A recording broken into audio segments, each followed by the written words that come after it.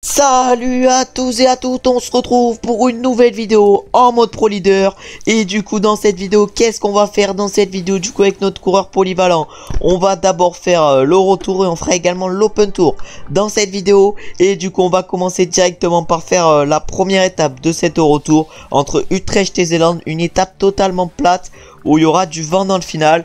Une étape où on va essayer de bien performer avec notre coureur. Et on va se retrouver je pense directement au sprint intermédiaire, vu qu'on va essayer pourquoi pas de remporter le maillot vert sur cet Euro Tour.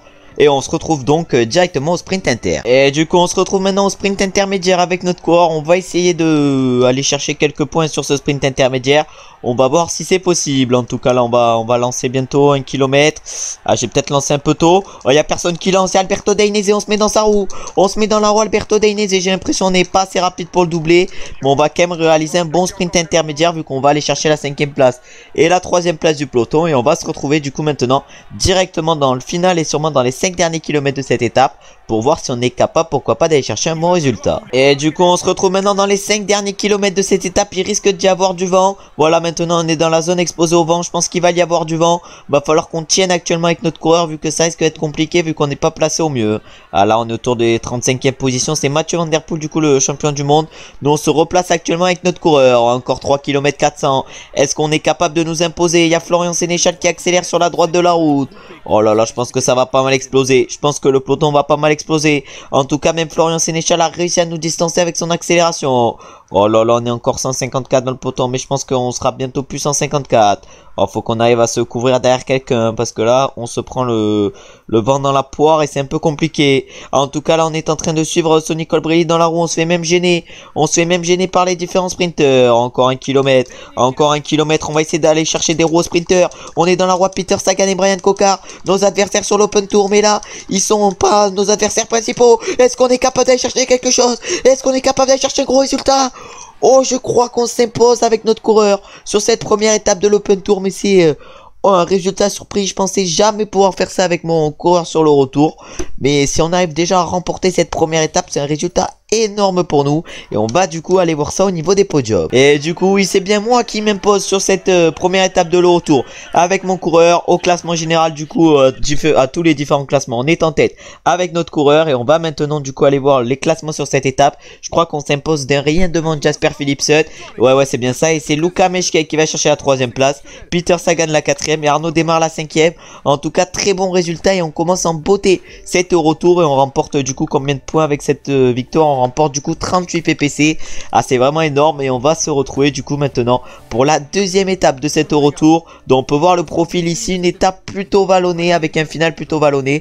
On va voir si on est capable de nous imposer sur cette étape. En tout cas on va se retrouver comme sur la première étape directement pour le sprint intermédiaire. Et du coup on se retrouve maintenant au sprint intermédiaire avec notre coureur. On va essayer pourquoi pas de passer en tête sur ce sprint intermédiaire, même si ça risque d'être compliqué. Non pas passer en tête, mais passer en 4e position et en tête du peloton. En tout cas là du coup il y en a un qui vient de lancer. Donc on va essayer de prendre la roue Alberto Dainese et Alexander Christophe. Ah, je sais pas du tout qui c'est qui a lancé. C'est Fabio Jakobsen et Jasper Philipsen qui ont lancé très tôt. Et du coup nous avec notre coureur on finit je crois bien 3e du peloton. Non, on finit 4e du peloton. Non, 5e du peloton pardon, derrière Jakobsen, Philipsen, Dely et Dainese. Et on va donc chercher 8 points. Et on va se retrouver maintenant directement un peu plus tard sur cette étape, sur une étape qui risque d'être intéressante. Et du coup on se retrouve maintenant sur ce code de 4e catégorie. On va essayer d'aller chercher le point de la montagne, vu que je crois que c'est la seule étape où il y aura autant de points de la montagne à glaner. Et si on veut remporter le maillot à pois, il va falloir passer en tête de toutes les codes de 4e et 3e catégorie.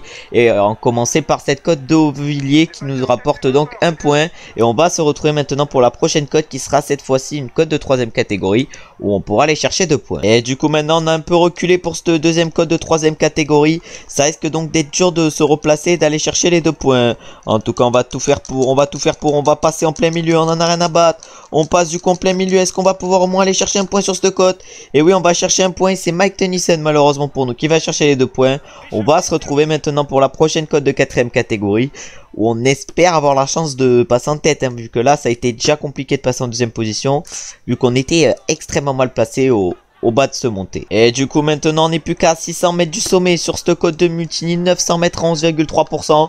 On peut dire que ça monte. On va essayer d'aller chercher le point de la montagne qui est à glaner au sommet. En tout cas là on a pour l'instant Dylan Van Baarle à notre gauche, on a Mathis Louvel derrière. Est-ce qu'on va pouvoir aller chercher le point de la montagne? Ça c'est sûr. Mais est-ce que le peloton va pouvoir exploser avec cette côte? En tout cas on part actuellement tout seul avec notre coureur dans cette côte de Mutiny.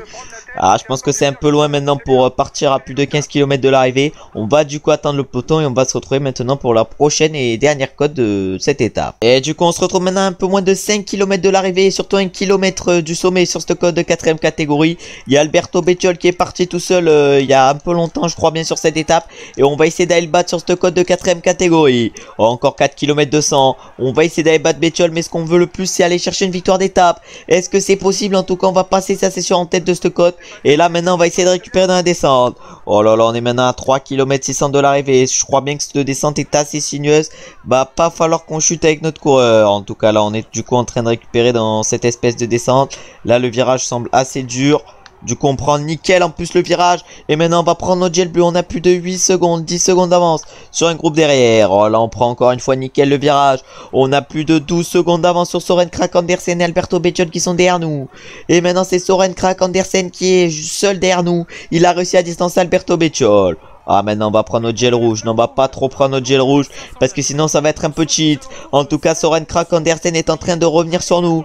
Est-ce qu'il va pouvoir aller nous battre Soren Kragh Andersen? Encore 400 mètres pour nous. Est-ce qu'il va pouvoir aller nous chercher Soren Kragh Andersen? Je pense pas, vu que je pense qu'on va s'imposer en solitaire aujourd'hui. On réussit à distancer Soren Kragh Andersen et on va aller chercher une magnifique victoire. Et donc réaliser le doublé sur cette retour après avoir remporté la première étape. On remporte maintenant la deuxième étape. Pour l'instant on fait un début de retour insane.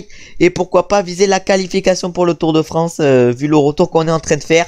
En tout cas là une très belle étape. Et on va se retrouver maintenant pour aller voir les classements après cette étape. Et pour aller voir combien de temps on a repris aux autres coureurs. Et du coup on peut voir le classement de cette deuxième étape où avec notre coureur on s'est imposé avec 8 secondes d'avance sur le peloton. Et surtout Mathieu Van Der Poel, Tige Benoît lui a fini 3ème, Wout van Aert 4ème, Christophe Laporte 5ème. Et du coup maintenant au classement général on a combien? On a 22 secondes d'avance sur Mathieu Van Der Poel. Au classement du meilleur grimpeur on a 2 points d'avance sur Mike Tennyson, mais on a surtout 4 points. Ensuite au classement par points on a 50 points d'avance sur Jasper Philipsen. Et on a presque déjà remporté ce maillot. Et du coup on remporte 42 PPC après cette étape. Et on a du coup maintenant 282 PPC, ce qui est quand même énorme. Et ce qui peut-être nous assurerait déjà une qualif presque pour le Tour de France si on continue le retour comme ça. En tout cas maintenant on va se retrouver pour la troisième étape de cet retour et on va se retrouver encore une fois directement au sprint intermédiaire sur cette troisième étape. Une troisième étape où on va essayer pourquoi pas de ressortir en tête d'un secteur pavé. Et du coup on se retrouve au sprint intermédiaire avec notre coureur, mais malheureusement il n'y a pas de points à glaner vu qu'il y a 18 coureurs à l'avant. Il n'y a que les 15 premiers qui vont chercher des points. On va du coup se retrouver maintenant dans les différents secteurs pavés sur cette étape. Et surtout dans le premier secteur pavé où on a la possibilité pourquoi pas de sortir en tête. Et du coup on se retrouve maintenant pour le dernier secteur pavé. On va bientôt arriver dans ce dernier secteur. On est actuellement dans le peloton à plus de 48 secondes de l'échappée. Et c'est Alberto Becciol qui est parti tout seul dans l'échappée. En tout cas ce dernier secteur fait 3700 mètres et c'est un 4 étoiles. On va voir si on peut bien gérer ce secteur vu que je crois qu'on a seulement quand même 71 pavés avec notre coureur. Du coup c'est assez compliqué sur des étapes comme ça, par exemple de rivaliser avec des Van Der Poel ou Wout van Aert. En tout cas Matej Moric décide d'accélérer à plus de 12 km de l'arrivée sur ce secteur 4 étoiles. On va se retrouver un peu plus tard dans le secteur pour voir si on est loin par exemple d'un Matej Moric ou d'un Mathieu Van Der Poel. Et du coup maintenant on se retrouve, on va bientôt je pense sortir de ce secteur pavé. On est actuellement à 43 secondes de Alberto Becciol qui est avec Lud de Bridge et Adrien Petit à l'avant. Du coup on est à 43 secondes de ces trois coureurs et on n'est plus que 32 dans ce groupe. S'il y a des coéquipiers à nous, on va essayer de les faire rouler pour pourquoi pas essayer d'aller chercher la victoire sur cette troisième étape et de réaliser un triplé, ce qui serait clairement insane. Et on se retrouve maintenant du coup à 4 km 500 de l'arrivée avec notre coureur. Ils sont 6 à l'avant, on va voir si on peut aller les rattraper. Nous on est à 27 secondes actuellement. Est-ce qu'on peut aller les rattraper? On a notre c'est pas notre coéquipier Tim Merlier, mais en tout cas on a Tim Merlier qui était en train de rouler. On avait également Benjamin Girmay. Encore 3 km avant l'arrivée. Est-ce qu'ils étaient loin? Ouais, ils étaient assez loin de nous au classement général. Du coup ils ne nous doubleront pas, pardon. En tout cas Anthony Turgis lui était 20ème à 28 secondes. Est-ce qu'on peut aller chercher Anthony Turgis? Je pense qu'on peut aller largement le chercher. Et Benjamin Girmay lance à plus de 2 km, j'ai l'impression. En tout cas il a essayé d'accélérer un peu. Encore 2 km avant l'arrivée. On ne s'imposera pas, ça c'est sûr. Mais est-ce qu'on peut aller chercher un bon résultat? Par exemple une 7ème place. Ah, même peut-être, je pense, une 6ème place, hein, vu que j'ai l'impression qu'il y en a quelques-uns qui craquent devant. En tout cas, maintenant, encore 1 km 200, encore 1 km 100. Il y a Tim Merlier qui lance, il y a Tim Merlier qui lance, mais ce virage est à mon avantage. Est-ce qu'on va aller chercher un bon résultat sur cette étape? Et du coup, sur cette étape, on va aller finir 7ème avec notre coureur. Et c'est Luc De Bridge qui va s'imposer devant Alberto Bettiol et Jacobs. Nous, malheureusement, on ne fait que 5ème avec notre coureur. C'est pour l'instant notre pire résultat de la vidéo, mais c'est quand même un résultat insane. On va du coup maintenant se retrouver pour aller voir les classements après cette étape et pour aller voir maintenant combien on a d'avance au classement général. Et du coup maintenant on peut voir les classements sur cette 3ème étape où du coup avec notre coureur on a fini 7ème à 17 secondes. Une étape où du coup Durbridge s'est imposé comme on a pu le voir devant Alberto Bettiol, Jacobs, Hugo Hull et Adrien Petit. Nous on a quand même réalisé un bon résultat avec une 7ème place. Et du coup au classement général on a toujours 22 secondes d'avance sur le deuxième, c'est-à-dire Mathieu Van Der Poel. Il n'y a pas eu d'abandon sur cette 3ème étape de l'eau-retour. Au classement du meilleur grimpeur on est toujours en tête, au classement par points on est toujours en tête, et au classement des jeunes également. Et du coup on a remporté combien de points après cette étape? On a remporté 8 points en plus, ce qui nous fait quand même 290 points. Ça c'est clairement insane. Et on va se retrouver du coup maintenant pour la 4ème étape de cet Eurotour qui arrive au mur de 8, et on va se retrouver directement sur cette étape au sprint intermédiaire.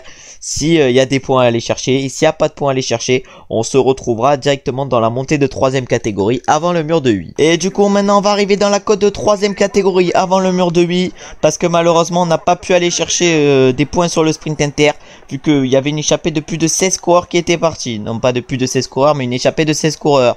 En tout cas là dans ce mur Saint-Léonard, dans ce code de 3ème catégorie, on est bien placé avec notre coureur au moment où du coup c'est Mike Tennyson qui décide d'accélérer, sûrement pour son coéquipier soit Jonas Vingegaard, soit Primoz Roglic. En tout cas nous, on va se mettre actuellement dans la roue à Mike Tennyson.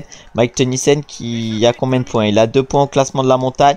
Je pense qu'on peut lui passer devant, ou même rien que de lui passer derrière lui, rien que de passer derrière lui, on remportera c'est sûr et certain le maillot à poids. En tout cas on va passer du coup en tête de ce mur Saint-Léonard, et on a réussi à distancer le peloton avec notre coureur. Déjà on va remporter le maillot à poids, ça c'est sûr. Et là maintenant on va essayer de tout donner dans la descente pour avoir un maximum d'avance au pied du mur de 8 par rapport aux autres favoris. Et du coup maintenant on est au bas de la descente, encore 3 km 400 avant l'arrivée.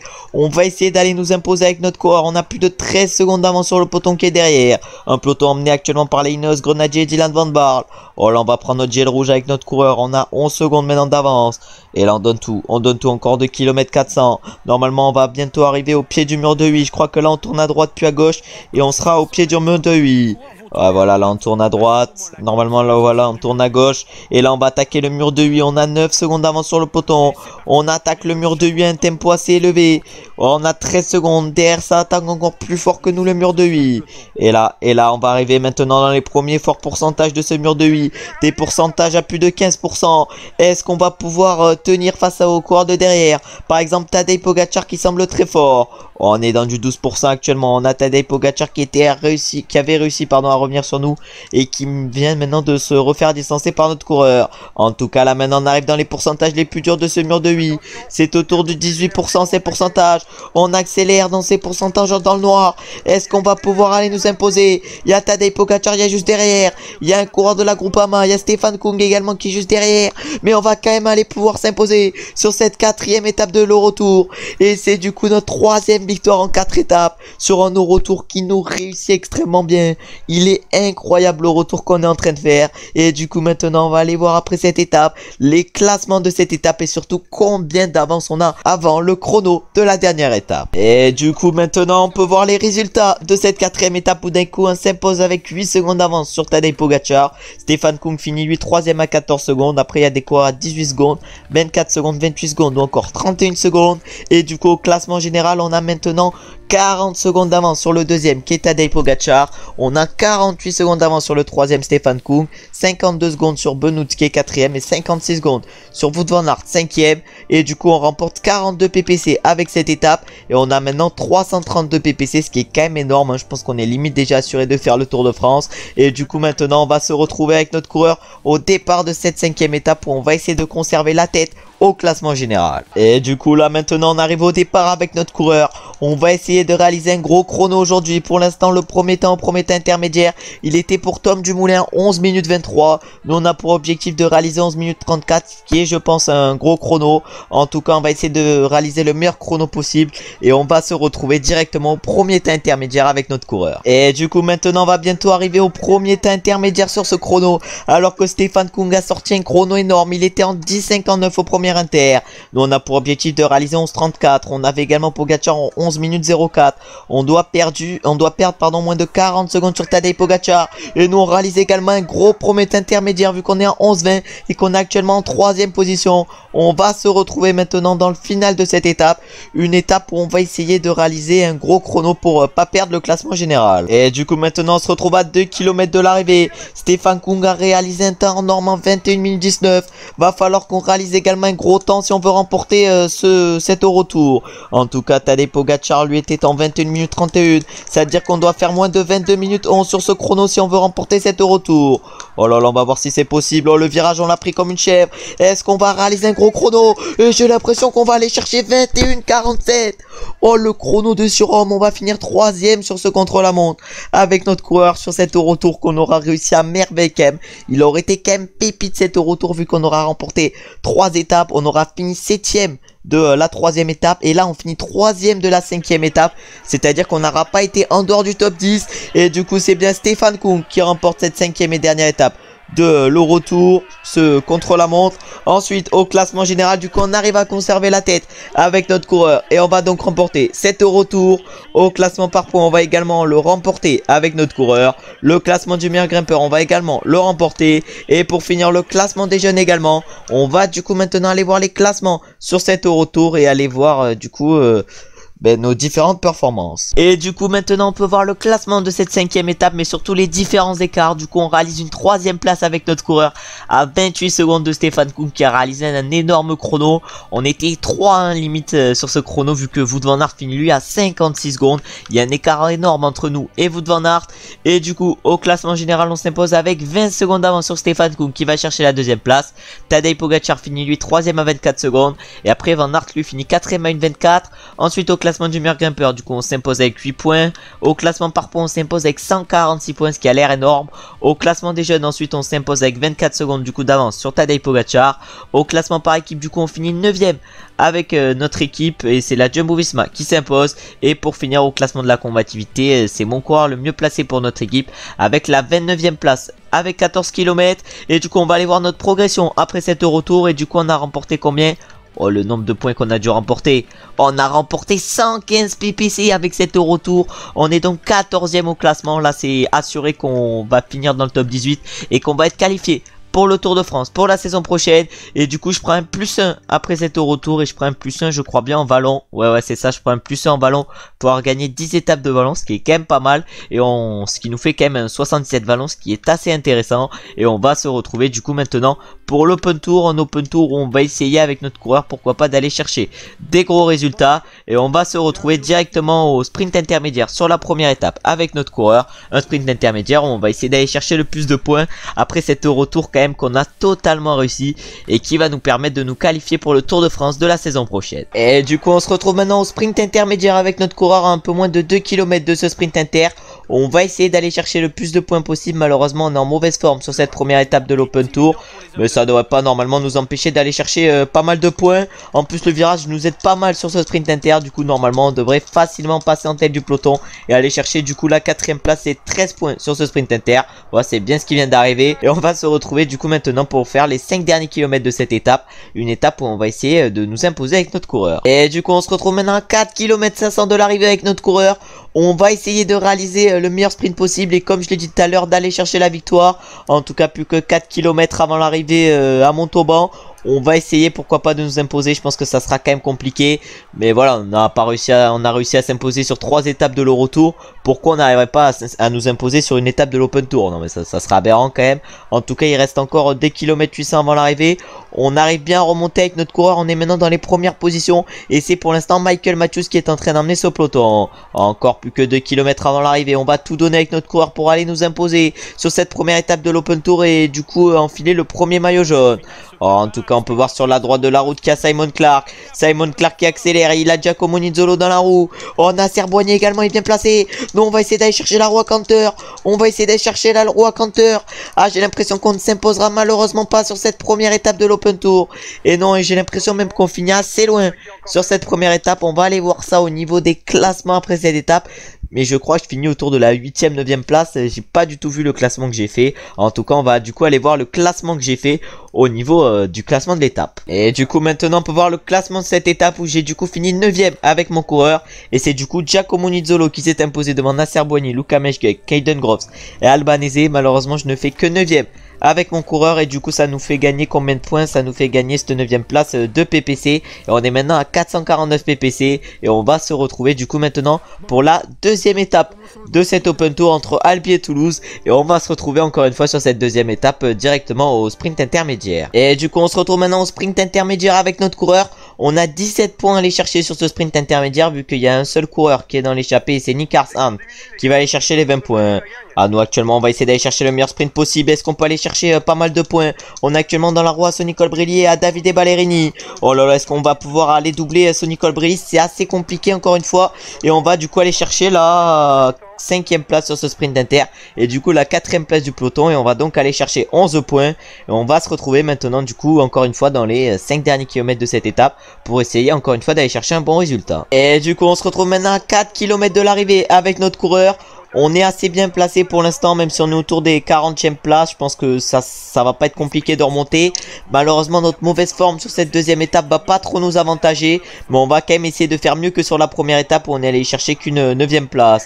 En tout cas, là, on se fait gêner par pas mal de coureurs. Oh, il y a quelques coureurs qui viennent de chuter comme Giulio Ciccone. Oh, on n'est plus que 143 dans le peloton. On se fait gêner à chaque fois. Mais c'est quoi cette fraude? On se fait gêner. On s'est fait gêner pour l'instant 2 fois dans ces 4 derniers kilomètres. En tout cas, là, du coup, on va essayer d'aller chercher un gros sprint. Il y a Christophe Laporte qui a lancé, il y a Caden Groves. On va essayer d'aller chercher les différents trous. Est-ce qu'on peut aller nous imposer aujourd'hui avec notre coureur? On est en train de remonter un par un les coureurs. Est-ce qu'on peut aller nous imposer? Est-ce qu'on peut aller chercher la victoire? Eh oui, on va chercher, je crois bien, la victoire sur cette troisième étape, non, sur cette deuxième étape, pardon, de l'Open Tour. Ah, encore une fois, un très bon résultat pour nous si on est allé chercher la victoire.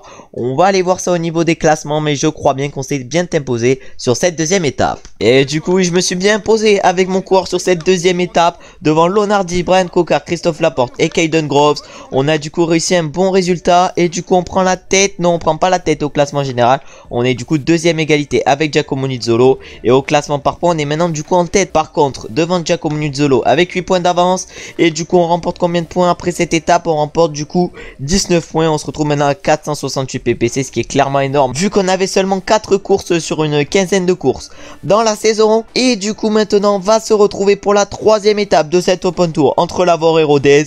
Et comme sur les deux premières étapes et à peu près toutes les étapes sur les différents retours, on va se retrouver encore une fois au sprint inter. Et du coup on se retrouve actuellement au sprint inter avec notre coureur à 1 km 500 de ce sprint inter. On va essayer pourquoi pas d'aller chercher le plus de points possible.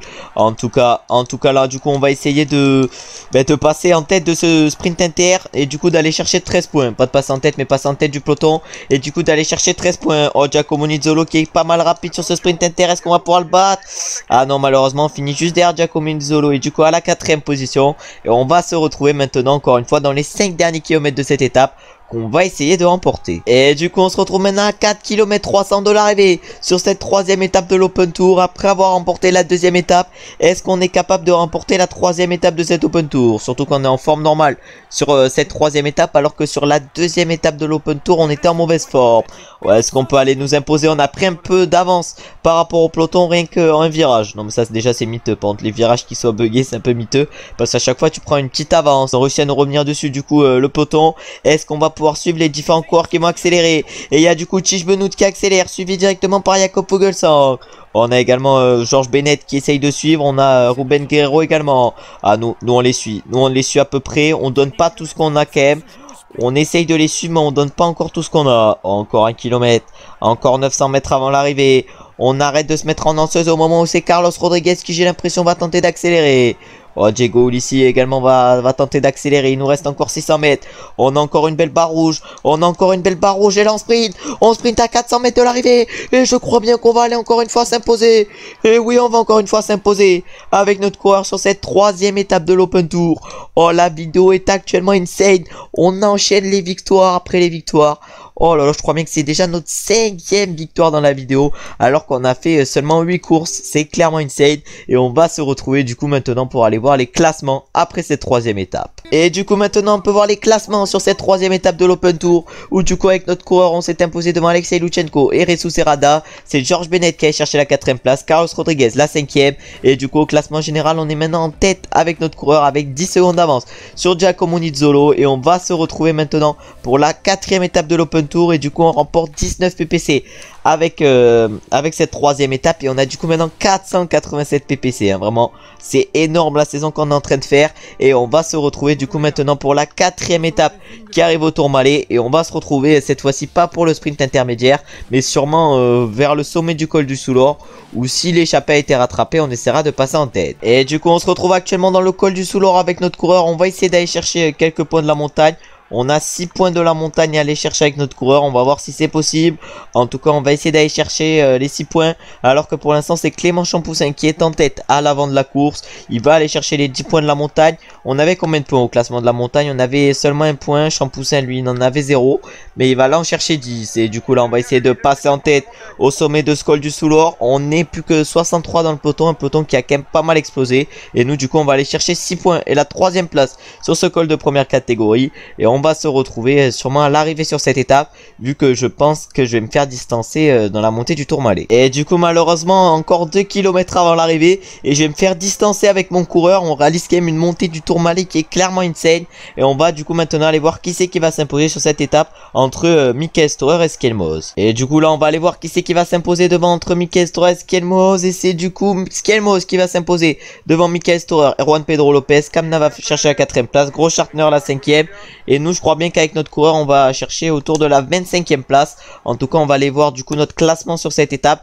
Une étape qu'on aura quand même extrêmement bien réussi avec seulement un petit 71 montagne et surtout une mauvaise forme. Et du coup avec notre coureur on a été le coureur le mieux placé de l'équipe sur cette 4e étape avec notre 23e place, alors que devant du coup c'est Skelmoz qui s'est imposé devant Michael Storer et Juan Pedro Lopez. Et du coup au classement général on redescend à la 19e place avec notre coureur. Et au classement par points là par contre on est toujours en tête.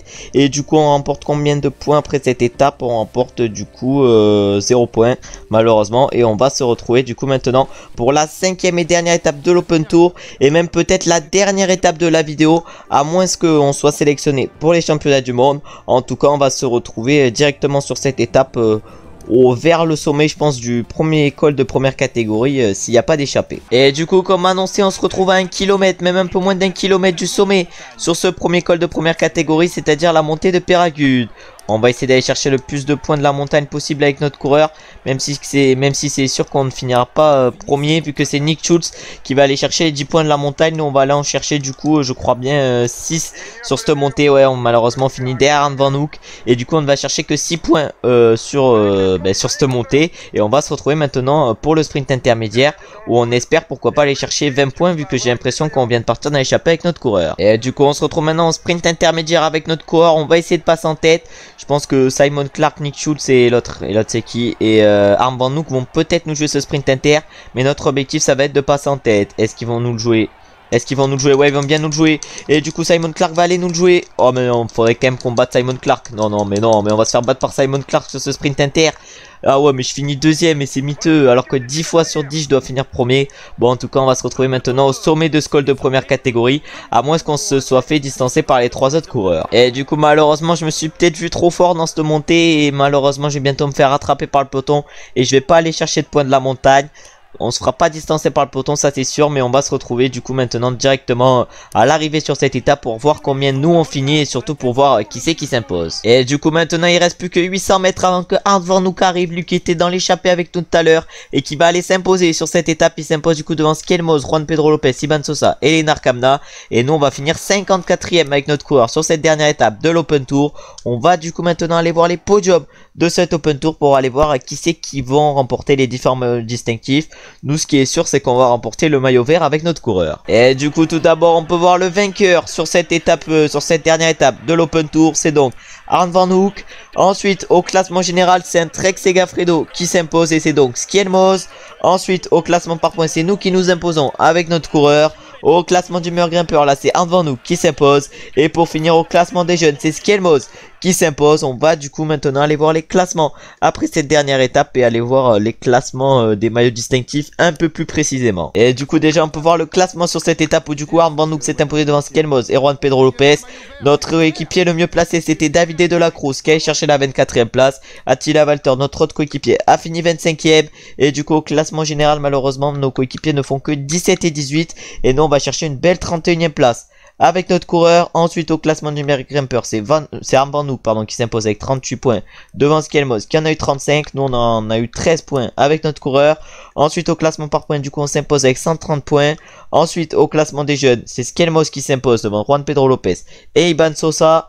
Ensuite, au classement par équipe, c'est la Trek Segafredo qui s'impose. Nous, on finit 11e avec notre équipe. Et pour finir, au classement de la combativité, c'est Florian Virmich qui s'impose. Et nous, on est 14e avec notre coureur, avec 17 km. Et du coup, on remporte combien de points après cet Open Tour? On remporte du coup 10 points. On remporte du coup 497 PPC. Sur cette saison, on prend du coup en plus un plus 3 pour pouvoir terminer 10 étapes de montagne. On prend du coup un plus 1 montagne, ce qui nous fait 72 montagnes, ce qui est assez intéressant. Ensuite, on prend un plus 1 descente, ce qui nous fait 73 descentes. Et pour finir, on prend un plus 1 récupération, ce qui nous met, je crois bien, la note de B. Et du coup, maintenant, on va se retrouver directement pour faire les championnats du monde, où on a bien été sélectionné par le sélectionneur. Et on va se retrouver une fois que la course va être palpitante. Mais je pense quand même qu'on va se faire distancer assez rapidement sur ces championnats du monde assez vallonnés. Et du coup, on se retrouve maintenant à 15 km de l'arrivée avec notre coureur sur ces championnats du monde. On est encore dans le groupe de tête, un groupe de tête qui compte plus que 23 coureurs. Et là, c'est Remco Evenepoel qui a décidé d'accélérer. Oh là là, Remco Evenepoel qui vient de décider d'accélérer. On a également Primoz Roglic et Egan Bernal qui essayent de le suivre.